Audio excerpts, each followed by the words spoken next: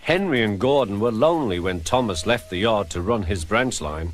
They missed him very much. They had more work to do and had to fetch their own coaches. The big engines thought they were too important to fetch coaches. James grumbled too. "We get no rest, we get no rest," they all complained.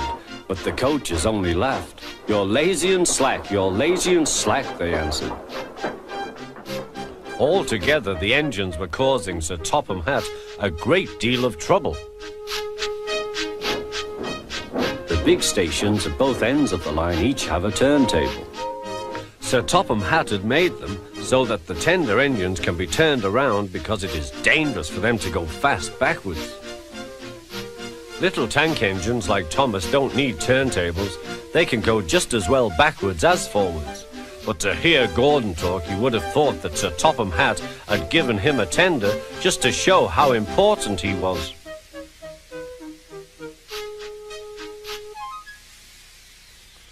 "You don't understand, little Thomas. We tender engines have a position to keep up. It doesn't matter where you go, but we are important. And for Sir Topham Hatt to make us do shunting, fetch coaches, and go on some of those dirty sidings, it's not the proper thing." Thomas chuckled and went off with Annie and Clarabel. "Disgraceful," Gordon hissed as he ran backwards to the turntable. The turntable was in a windy place close to the sea, and if he was not on it just right, he put it out of balance and made it difficult to turn. Today, Gordon was in a bad temper, and the wind was blowing fiercely.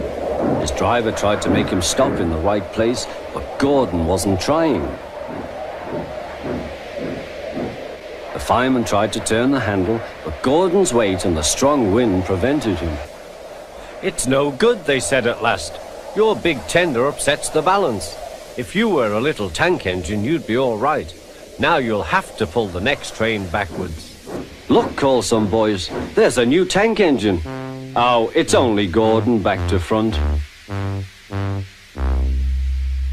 "Hello," called Thomas, "playing tank engines? Sensible engine. Take my advice, scrap your tender and have a nice bunker." Gordon said nothing. Even James laughed when he saw him. "Take care," hissed Gordon, "you might stick too." "No fear," chuckled James, "I'm not so fat as you."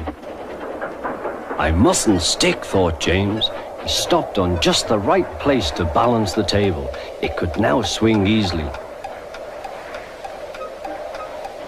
Gordon arrived in time to see everything. James turned much too easily. The wind puffed him round like a top. He couldn't stop.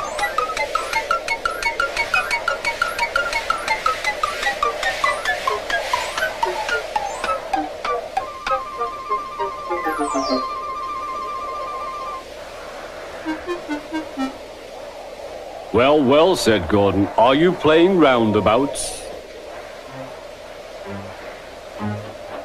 Poor James, feeling quite giddy, rolled off to the shed without a word.